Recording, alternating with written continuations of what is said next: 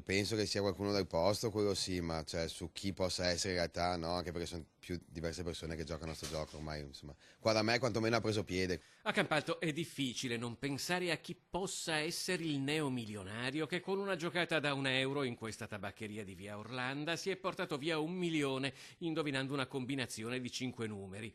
Se qualcuno da qualche parte, probabilmente non troppo lontana da qui, sta festeggiando, l'emozione la sente anche chi quel cedolino fortunato l'ha staccato. Ieri quando ci hanno dato la comunicazione con l'idea automatica siamo stati veramente soddisfatti, sia per la persona che ha vinto, ma anche per noi perché insomma bene o male siamo qua, lavoriamo e insomma È una trovarci, soddisfazione. trovarci con i microfoni insomma, dei giornali, i giornalisti che ci vogliono intervistare, la gente che ci viene a chiedere è una bella soddisfazione. È molto probabile che il fortunato vincitore sia qualcuno del luogo. La lista dei sospettati, per così dire, non è lunghissima. Diciamo che questo gioco non proprio in tantissimi. C'è diversa gente che lo gioca, ma non come Supernalotto, Lotto o 10 Lotto. Certo è che non chi ha vinto, ma qualcuno a lui vicino, si è sentito in dovere di fare una telefonata in ricevitoria per chiedere conferma della vincita e ringraziare. Mi hanno chiamato, mettiamo così, non credo che sia stato il vincitore a chiamarmi, forse un parente, qualcuno, insomma.